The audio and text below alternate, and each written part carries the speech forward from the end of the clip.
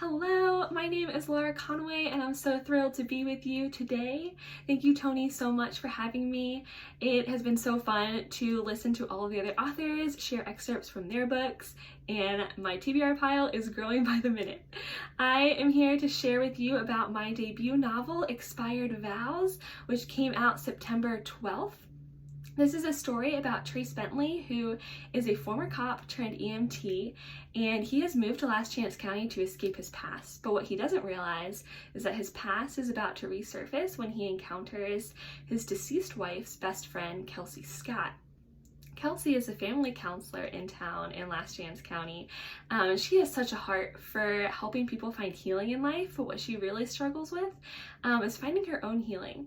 And when she becomes the center of attacks, Trace has to figure out how he is going to protect his dead wife's best friend. So I thought it'd be fun to just start off with chapter 1 and read an excerpt from there. Trace Bentley wasn't going to let anyone die on his watch. Not today. You ready to go, partner? Andy peeked her head around the driver's side door of the ambulance. Her voice echoed in the enclosed garage area of the East Side Firehouse. All set. Trace hit the side of the truck and jogged to the passenger side. The tires squealed against the pavement as they made a sharp turn out of the station.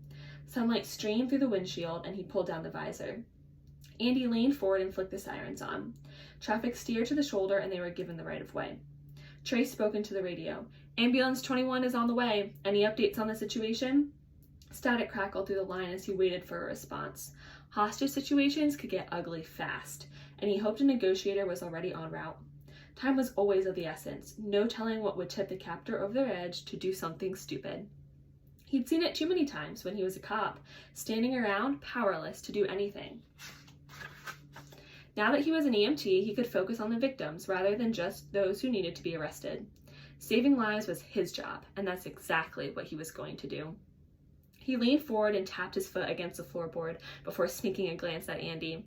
A knowing look crossed her face as she raised her eyebrows. She was going as fast as possible. He knew that, but he didn't have to like how slow it felt in the meantime.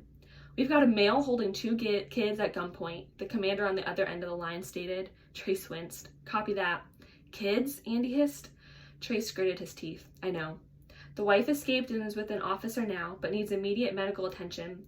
Gash to the forehead and cuts along her arm. Possible broken bone, the commander said. ETA 7 minutes. Trace let go of the button. Despite the clear skies and sunny morning, the flash of their blue and red lights illuminated the surrounding neighborhood and trailed down the street to encircle the corner property as they pulled in. Bystanders shifted their heads in an attempt to get a closer look at the commotion while officers blockaded the area. Before Andy even rolled to a complete stop, Trace hopped out and scanned the area. As soon as she parked, he grabbed his bag, Andy not far behind. Suburban neighborhood. The house had a front porch with a swing dotted with several decorative pillows. It could comfortably seat 2. The front lawn was meticulous. Shrubs trimmed with precision and the hanging plants vibrant with color. Patches of brown grass were the only indication of trouble beyond the exterior of the property, though that was simply from the cooler temperatures making way for winter weather. To the outside world, the family who lived here had a good life. Lieutenant Basuto stood on the sidewalk. He waved them over. Husband hit her on the head with the butt of his gun. Trace looked over at the woman whose hand was propped against her head. On her way out, she tripped over an uneven sidewalk and slammed into the pavement with her arm. The lieutenant averted his gaze to the woman. We already took her statement, so she's all yours. Andy led the woman to the side of the curb.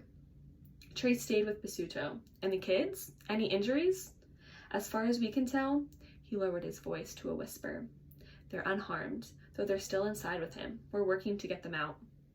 You'll need blueprints of the house layout to determine the best route in. I wonder if one of the side windows has open blinds. Maybe a drone would work to see in through the skylight. Trace took a few steps back and pointed in the direction of the roof. Basuto's eyes scanned him up and down. We've got it under control. Right, Trace nodded. Keep it that way. He'd slipped right back into cop mode. Old habits. Some things were ingrained, and he'd been a police officer for almost 6 years, but he would never go back. That season had taken too much of what he'd love. Trace clenched his hand. Now he had the power to save people on the front lines, every day as a medic. This new job gave him purpose. If you're good to take over here, I have a patient to see. He grinned, playing it off like a joke when nothing about the situation was funny. Get your head straight. Lieutenant Basuto's eyebrows rose. Sure thing, Bentley. Trace walked over to Andy, who had her stethoscope out and a blood pressure cuff around the woman's arm. Alice, this is my partner, Trace. Trace, Alice. Andy released the valve and air whooshed out before she packed up the cuff. Glad you could finally join us. She shot Trace a look. Had a few things to tend to with Basuto. Trace waved his hand and crouched along the curb. Alice had a cloth pressed against the side of her head, and she cradled her right arm against her chest. Tinges of white peeked through, but the majority of the cloth was saturated with hues of red. The woman looked between the two of them and burst in tears. My kids, they're still in there with Gerald. He said he was going to take them. Her shoulders heaved with sobs. These officers are here to make sure that doesn't happen. They will do everything they can to keep your kids safe, Alice. He gave her a reassuring smile.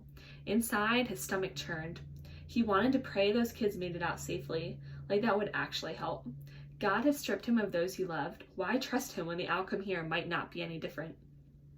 Trace trusted the law enforcement here in Last Chance County, that they had the training to resolve this peacefully. They'd find a way to take the guy down and reunite the kids with their mother. Trace pulled back on his insecurities and focused. Right now, we need to get that cut on your head taken care of, and make sure Alice didn't have a concussion. Her sobs slowly eased until only silent tears trickled down her face. BP is elevated, but everything else is good, Andy said. I'm going to move my finger and I want you to follow it, okay, Alice? Trace said. She nodded and focused her gaze on his finger. He moved it side to side and up and down.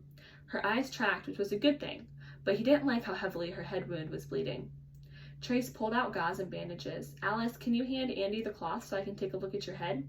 Trace donned a pair of gloves. The elastic snapped against his skin. Blood trickled in a steady stream from the wound. The woman's hair was sticky and tangled, and it took a minute to clear the area to assess the cut. As he did, he glanced back at the cops, who stood around waiting. Wishing you were over there with those tough guys? Andy asked.